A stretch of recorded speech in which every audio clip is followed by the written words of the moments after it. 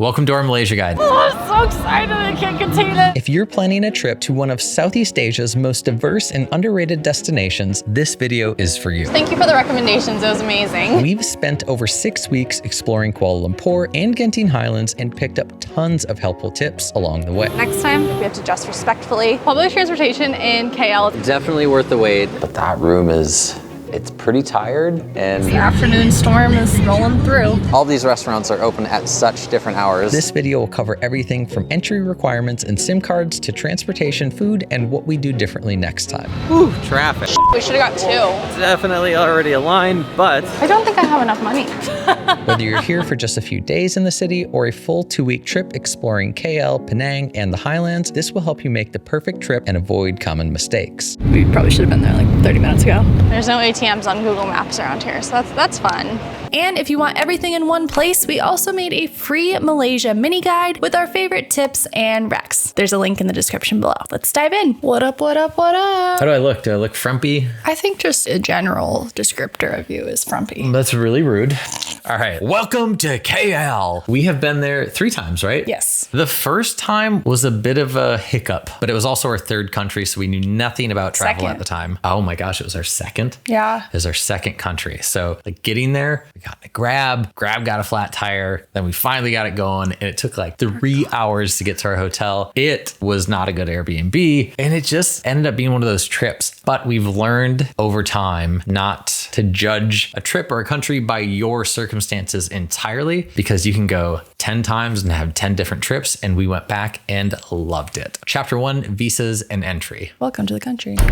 For most Western travelers, you're going to get a visa on arrival for 90 days, which is really nice. Now, if you're from another country and you're not included in the visa on arrival program, Then we recommend checking Join Sherpa for your specific entry and or visa requirements. Now, for general entry requirements, you're going to need a passport that has at least 6 months before it expires, proof of accommodation, and then finally an onward ticket. Before arriving in Malaysia, you now need to get an MDAC, which is a Malaysia Digital Arrival Card. You can do this for free online, just through the government website. There's a link in the description to the free version. A lot of other sites will do it for you as well, but it costs like 70 USD. So, and then you have to do that within 3 days of your arrival. And then just a pro tip that we use every time we travel is screenshot all of your reservations, all of your entry requirements, your onward ticket, your accommodation address, just so you have everything. Put it in a folder so you have offline access to it. So that way when you land and talk to immigration, you can just easily show them all the things that you need to show them, and you don't have to worry about getting access via internet or email or anything like that. Chapter 2, eSIMs and data. eSIMs are going to be the easiest way to have access to data and internet while you're on the road. And we have used various companies over the years. We will put a link in the description and the mini guide, and all will have some sort of discount attached to them. Essentially, you're going to want to download the app of the eSIM provider that you go with, purchase your eSIM before you fly, and then activate it literally before you get on the plane or at home somewhere where you have easy access to Wi-Fi. That way, when you land, you can simply turn it on and you will have data immediately, which is really handy for Google Maps if you're taking public transportation, or Grab, which is basically Uber in Southeast Asia, or any other app that you need to use or have access to internet for when you land and for the entirety of your trip. A couple of benefits of having an eSIM versus a physical SIM is you don't have to get anything on arrival. You don't have to take your SIM card out, so you can keep your phone number attached from wherever you're originally from. So you can still get emails and FaceTimes, but then your data goes through the eSIM. Then you can also use it in various countries. You can get just a Malaysia eSIM for about $5 to $10 for maybe like 10 to 20 gigabytes of data. Or you can get an Asia regional one that will work in various countries if you are going on a longer trip.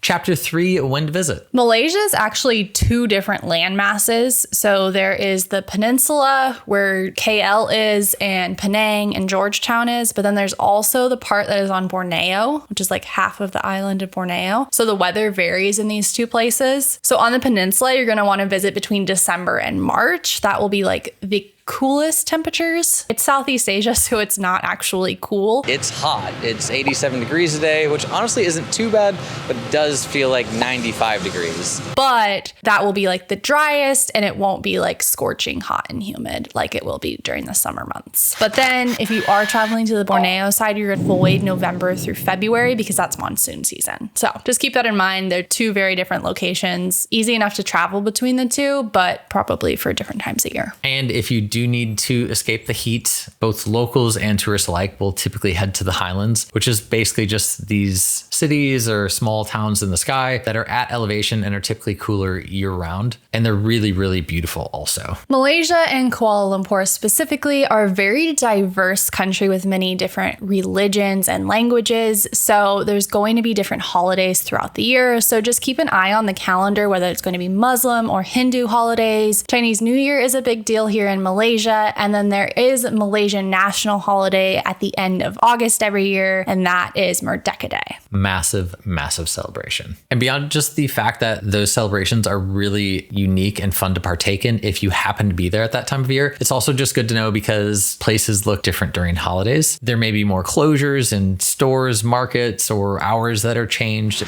Closed.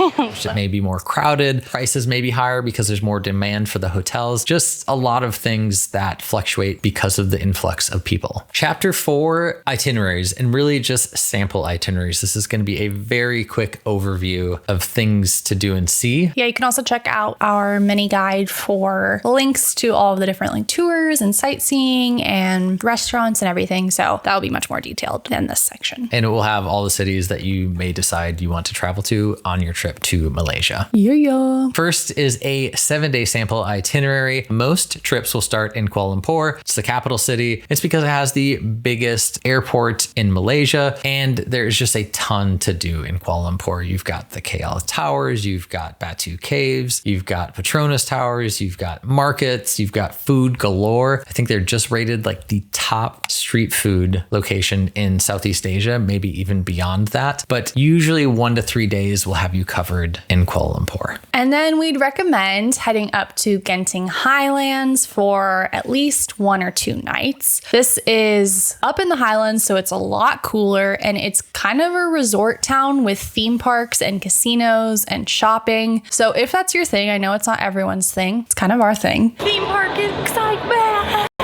It's a great time. It's a really, really good theme park, and it's nice to get out of the heat and kind of experience something a little different. It's like a mini Vegas. And then if you did want to extend your trip a little bit more, you could always go back to KL. There's a ton to do there. Or you could head up to Penang and visit Georgetown, which has beaches and food and a cute little cultural town. And you could do that for like 1 or 2 nights. If you are going to be coming to Malaysia for 10 to 14 days, I would stick to the similar start. I would extend your time in Kuala Lumpur a little bit. You could easily do 4 or 5 days there. There's so much to do, and it's a huge area. And then I would also make sure you spend some more time in Georgetown. And if you're interested in some islands, you could head to Langkawi, or you could head to another highlands area, which is more inland at Cameroon Highlands. Chapter 5, transportation. The airport in Kuala Lumpur is actually quite far from the city center. So our first time, we decided to take a Grab because it was very affordable. But then we got in the Grab, and then the Grab got a flat tire, and then we just sat in traffic. All the while, this amazing express train from the airport directly to the city center existed. And it's a little more expensive than the traditional trains and public transport in Malaysia, but it's worth it. 30-minute train ride. It's called the Clia Express, and it costs about $12 per person. That being said, having the Grab app downloaded is very good once you're in Malaysia or really anywhere in Southeast Asia. It's one of the places where we almost always took a Grab when we are in the city because it's just a very affordable option and it's air conditioned. So it's a nice reprieve from the heat when you're going from A to B. Kuala Lumpur actually has a really good public transportation system. You really can get pretty much anywhere you want to go within the city. There are monorails, trains, and buses that are all on Google Maps for you to use. I would stick to the trains and the monorails. Those will help you get to like the more touristy destinations. They're easy to use. You will need cash, and then you will need to like purchase the tokens to get through the gates. But it's a really easy process and it's very easy to like follow which way to go. So it's all in English. And it's ice cold. Really important. If you are traveling within Malaysia, say from Kuala Lumpur to Penang, there's 4 main ways to do that. The first one is domestic flights. These are little hopper flights. They're really affordable. You're talking about $20 to $40 USD, but because you're talking budget, you are also going to have to consider your luggage, but they're fast, they're quick. And you have to think about transportation to and from the airport within each of those cities as well. Good point. You can also take a train. They have a train directly from Kuala Lumpur to Penang. It takes about 4 hours and it's supposed to be really scenic and beautiful. So I would highly recommend that. We always love train travel, especially during the day where you can actually see outside and see the beautiful scenery. The third option is buses. There's a lot of options for this, but you are subject to traffic if you go that route. And they vary in quality. No matter what, they're pretty affordable. So you can go pretty basic, just your regular bus. You're going to throw your luggage underneath, probably make a stop for a bathroom and some food. Or you could go a luxury route where you're going to have like a recliner chair, a little more space, fewer people. And that's also a very nice option. And the last option is driving. You can rent a car in Kuala Lumpur or anywhere in Malaysia really and drive between the cities. I wouldn't recommend it. Traffic is absolutely crazy. And the roads, as farther you get outside of the main town, it's like less reliable. Thought of a fifth option for transportation. And the reason it wasn't on the original 4 is because we honestly don't recommend it. But if you want to brave renting a motorbike in somewhere like Kuala Lumpur, again, it's a city, the traffic's crazy. I would much prefer to rent motorbikes in the more rural parts where there's less traffic and you can feel more comfortable. Yeah, just make sure you have your international driver's permit with your motorcycle license checked. Yes. Chapter 6, accommodations. Malaysia has amazing value in accommodations. You can get really, really nice hotels for like more mid-range prices. So I would say if you're doing budget or mid-range, expect to pay around 40 to 70 USD per night. You could honestly get a place for like 20 USD per night if you're really on a budget. And then high-end luxury, like we're talking skyline views and infinity rooftop pools, like 100 to 150. You can also spend more or less, just depending upon where you want to fall in that scale of luxury. So here are 4 top recommendations for KL. Direct links in the mini guide as well. Admittedly, we are very much Hilton people, but the fact is you can get brands in the city of KL and beyond in Malaysia, which is not always the case. And I would recommend it. We have stayed non in a brand hotel and the quality assurance is iffy. So our $1 sign recommendation is the Hilton Garden in Kuala Lumpur. There's actually 2 properties right next door to each other. It's the north or the south version. We've stayed in both and they're both really nice. They actually have a rooftop pool. You can see the Petronas Towers. It includes a really nice breakfast every day. As far as location, it's in the city center, but it is slightly farther away from some of the other more popular areas, which is why it's also priced as a $1 sign accommodation. Our $2 sign recommendation is the Doubletree Kuala Lumpur. It's walking distance to the Petronas Towers. You can see them from the top as well. A really nice pool area here. And if you are a Diamond member, you can get access to their executive lounge, which they have happy hour every night, which is really nice. It is probably our favorite hotel that we've stayed at there. And our $3 sign is the Hilton Kuala Lumpur. Again, we know we're really big Hilton fans, but this property is located in KL Central, which is the central train station and MRT station for like all over KL or all over Malaysia. It's a really, really good location. And the Hilton's beautiful. Great location, but it is beautiful. You're right. Yeah. The 4th one is a $4 sign. Just if you're looking to splurge, the Park Hyatt Kuala Lumpur is so beautiful. So it's in a really nice location right between the Merdeka Square area and the Petronas Towers. You can easily get around. Lots of really good food in the area of walking distance. So, and it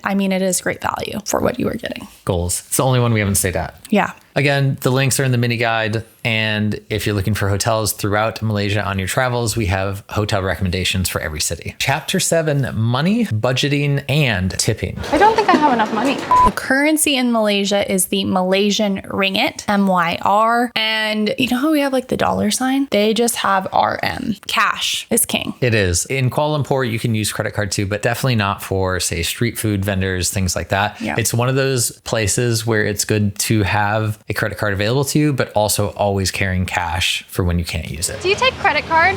You don't have cash. No. Malaysia is a very affordable destination for Western travelers, so you can get by on a really low budget very easily. There's tons of street food, there's nice hostels, there's a lot of free activities that you can do, and you can easily get around by public transportation. For budget travelers, you can budget around $35 to $50 a day. Mid-range, usually where we sit, is around $60 to $90 per day, and then luxury, $100 to $150 per day. Tipping, this is like the one thing I feel like we always get to a country and we're just like scrambling to like figure out what exactly is the expectation. In Malaysia, tipping is not expected, but if you do want to round up small amounts, that is perfectly acceptable and probably welcomed. And if you just had really good service, we always go with the general rule of like 10%. But I mean, do whatever you want. I mean, if you want to make someone's day, trust me, like you're going to make someone's day if you give them a nice tip. Yeah. As for negotiating, honestly, unless you're going to like a street market with like street stalls and individual owners, you're probably not going to negotiate that much. Even like Central Market, which is a great spot to go shopping for souvenirs, it's pretty set pricing there. And you can most likely use credit card there too. So negotiating is really only if you're going to like a street vendor for non-food items. Another good indicator if someone's going to negotiate is if you get the big old calculator pulled out on you for the price. That is usually a sign that you can negotiate, but it's to your discretion on whether or not you want to try. Some people literally thrive on negotiating.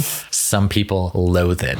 We hate negotiating. But if you want a safe negotiation tactic, you can always ask for a price. And if they say no, you can just walk away. And if they're willing to negotiate, they're going to negotiate at that point. And if they're not, then you know. ATMs, solid chance you might need to pull out more money because maybe you didn't bring enough or you're just spending more than you thought based on the places that you're going that require cash. I think we were supposed to buy gifts for somebody there, but we just bought stuff for ourselves. ATMs are plentiful in Malaysia, in KL. We try to stick to ATMs that are attached to actual physical banks. You are probably going to get some sort of bank fee. You're probably looking at like a couple bucks up to $5 max. We have an ATM card in the US that has no ATM fees. Chapter something, point 5, do you need to speak the language? And the short answer is no, not really, especially in the big cities like Kuala Lumpur or Penang. But again, you have to think about where you are also in the city. If you're going to restaurants, hotels, English is definitely going to be prevalent there. If you're going to markets and street food vendors, probably still, but it might be a little less in those areas. I would just recommend keeping Google Translate in your back pocket at all times and downloading the language so that you can access it offline in case you have any disruptions to your internet service. The official language in Malaysia spoken is Malay. However, it's a very diverse country, so there is up to 137 living languages spoken across the entire country. Chapter 8 is packing tips. We have an entire packing list of everything we would recommend you bring. The link is in the description and it's in the mini guide as well. So we're not going to go over everything you should bring, just a few tips to make sure that you have the stuff that you need specifically for Malaysia. I think the number one thing to factor in is the weather. So you're going to want to bring lightweight, breathable clothes. If you're going to be out all day, it's going to be hot. I don't know if you plan for a couple outfits per day, but usually like something you wear during the day and then something you can wear at night. There's a lot of shopping if you do want to pick up some clothes while you're there, but also there are a lot of laundry options available if you do want to pack super light. You can usually get your laundry done for you. They'll pick it up at your hotel for you for around $1 or $2 per kilogram. You're also going to want to think about what kind of locations you're going to be visiting. There's a lot of mosques and temples throughout Malaysia, so you're going to want some modest coverings for that. You could bring like a shawl or a scarf to cover your shoulders, and then I would recommend long skirts or dresses or like flowy pants for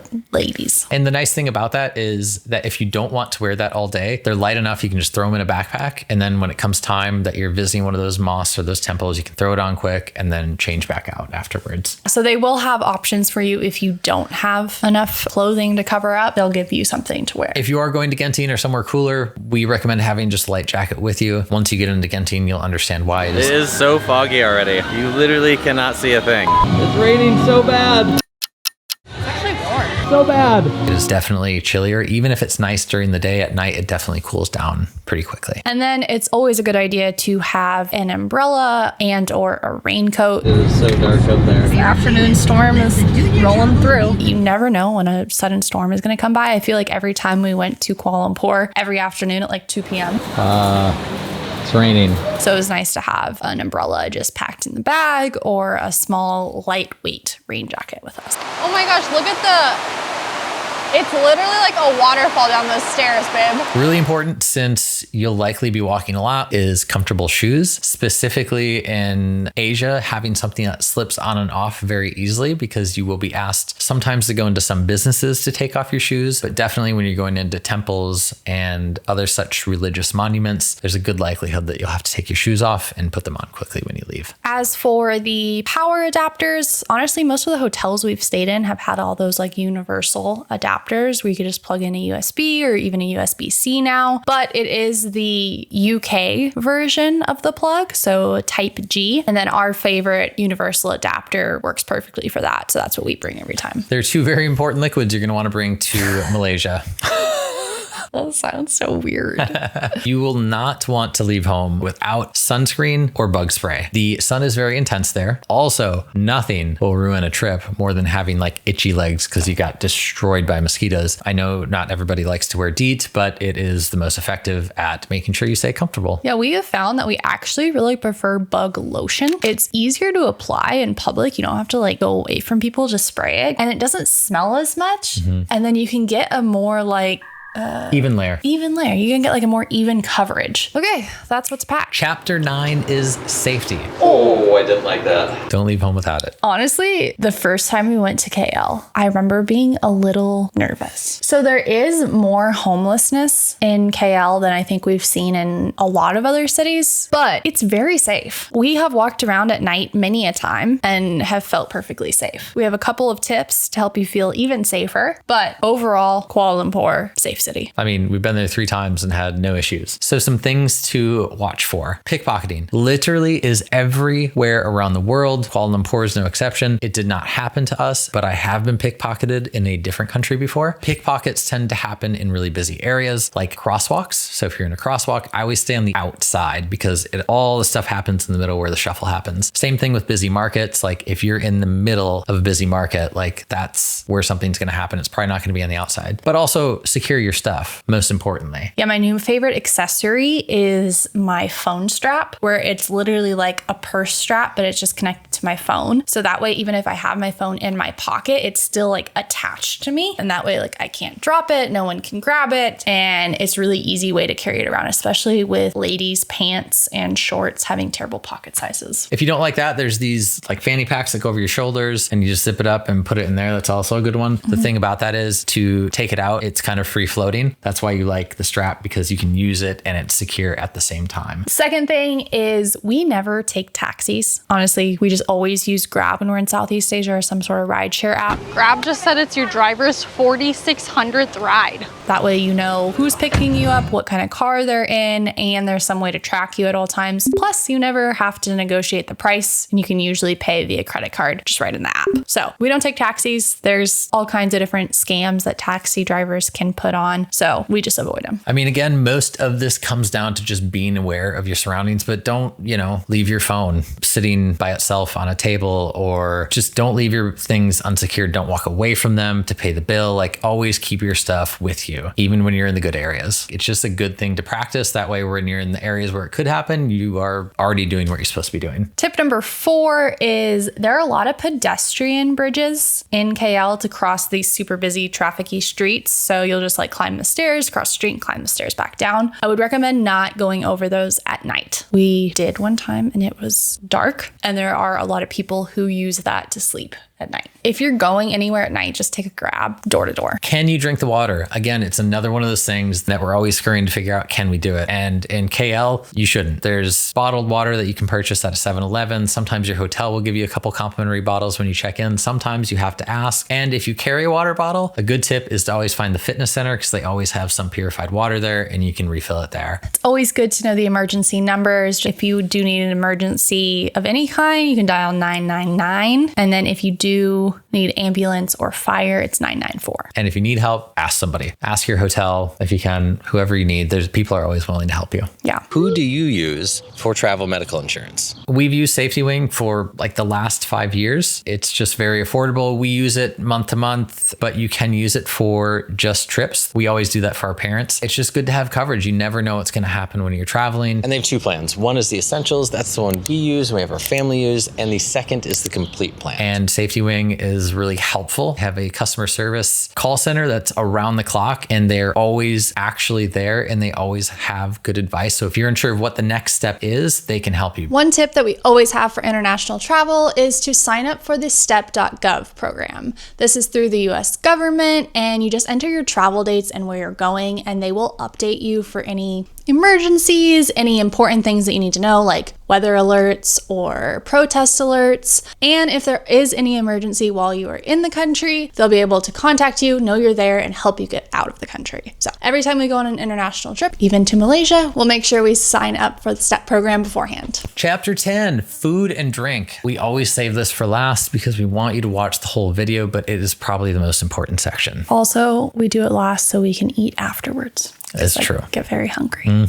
Malaysia is one of the top food destinations of the world, of Southeast Asia especially. It is so diverse. There's so many different influences from different cultures here that it's a really unique destination for street food. Eating out is really inexpensive, especially if you're going the street food route. But even if you're eating in the restaurants, it's very affordable. You're looking from $2 to $5 USD, maybe more depending upon what you're getting. We do have our top 6 recommended dishes to try in Malaysia. Obviously, there are a ton more, and there's really delicious stuff that we have not tried that we want to. Actually, I'm going to change it to 7 now. But just know, if you're just craving some comfort food, there's great international options too. So you don't have to just get local food. Yeah. I'd recommend you try it, but they have great international cuisine. Number 1 is the national dish of Malaysia, and it's called nasi lemak. It is coconut rice with fried chicken, and I mean delightful fried chicken, and sambal, which can be spicy, anchovies, peanuts, and egg. And the trick, mix it all together for the perfect bite. The chicken and the skin on that chicken is some of the best I've ever tasted. Ordered one to share, and we ordered a second because it was too good. It is really good. You have to try it at least once. Number 2 is Hokkien mee. It is a Chinese noodle dish with a little bit of a twist for Malaysia. It is like these fried noodles that are honestly just so delicious. Wok fried. Oh, and the beautiful sauce. Very saucy dish. It is. Yeah, it's like really delightful. Deep, dark soy sauce with like all these spices, and it's delicious. Highly recommend. It's similar in like flavor profile to like a chow mein. And you can add some layer of spice to it a couple of ways. They have this really, where we went at least, and I'm sure other places, is a chili sauce. And it's actually usually on most tables at the restaurants you go to. So you can add a little bit of that. I loved adding that. And then we put a bunch of fresh chilies. Yeah, and that really elevated the spice level. Number 3 is roti canai. It is a flaky Indian style flatbread served with a curry sauce. When we got ours, it also came with a couple soft boiled eggs. And again, I think it's more of a like mix it up kind of dish. Really, really good flavor. Often eaten for breakfast, even though it looks like something that we would traditionally eat for lunch or dinner. It was a great breakfast though. I'm obsessed with roti. You are. I love it. She had it for breakfast every single day at our hotel. And then plus when we went out and got it sometimes. I love roti. It's very good. Number 4 is laksa. This is actually really popular in Indonesia as well, but this is like a spicy, tangy soup, usually with fish. We actually have not tried this, but it's on the list for next time. Number 5, satay. This is like on every list in Southeast Asia, but it's just grilled, smoky meat and peanut sauce. My only complaint ever is I always want more. Number 6 is teh tarik. This is a really fun drink that you gotta see being made. And it's tea, sweetened tea with condensed milk. And in order to cool it down after boiling it, they pool it. It's called pooled tea. So they raise it really high up so it pours down and it cools down while you're pouring it, usually from like a meter high. It's impressive. And you can have it hot or cold. I highly recommend iced just because it is always so hot in Kuala Lumpur and Malaysia as a whole. Last is the Ramly burger. You have to get it. We almost missed it. If it weren't for the kindness of the shop owner, we never would have tried this burger. It is so popular. They didn't open Until 10 p.m. What? Like what? Who was up at that time? Wake up. I'm so tired. TikTok, which is just a good general note to look at the times for the restaurants. They're all over the board in Malaysia. This one doesn't open till noon. The one we're going to next closes at 2 and it's already 1:15 p.m. And then our last stop of the night opens at 8 p.m. 10 p.m. is when the restaurant opened. I think they go 10 p.m. to 4 a.m. or something like that. Not only that, but everybody's so hungry by the time they open. He said the wait is going to be about an hour and a half if we order right now at 10:45 p.m. But you can pre-order, we just didn't know that. So we went to Brader John Burger, and I'm mentioning that by name because it's one of the most popular ones there, and they were so good to us. I'd be remiss if I didn't. But it is just, it's so good. It's delicious. It's messy, but in the best way possible. Yeah, the sauce that they put on it is like this black peppery sauce. Yes. It's crunchy because you have some of the cucumber in there. Fresh veggies. I would recommend getting it probably every night that you're there. And another reason to have the Grab app, the transportation app, is food delivery. So if you don't feel like going out, if you're just tired from the day, almost every single restaurant in Kuala Lumpur and around Malaysia is going to have delivery too. And the prices don't really change and the delivery is like $1. So it's going to be about the same as going out. Something to keep in mind is that alcohol isn't always available everywhere because there is a very strong Muslim culture. So if you go to a halal only restaurant, there probably won't be any alcohol at that restaurant. In KL, it's a lot easier to find like bars and rooftop restaurants that do have alcohol. Just something to keep in mind if you're going the more local route. All right, that is our Malaysia travel guide. Honestly, Malaysia is amazing. You really have to give it a chance if you are going to go. Kuala Lumpur is affordable and modern and historic, and we loved it. Absolutely loved it. If you want to see our experience there, we have a full vlogumentary, like over an hour more of everything that we did there. Also, our friends Jordan and Emily saw even more of Malaysia than we did, and they have another 2-hour vlogumentary, so check that out. And don't forget to download our mini guide before you go, so you have all the information you could possibly need to have a successful trip there. It's free. Oh yeah, it's free. If we didn't mention that. Put any questions you have about Malaysia down in the comments below, and we'll get back to answering as many of those as possible. Thanks for watching.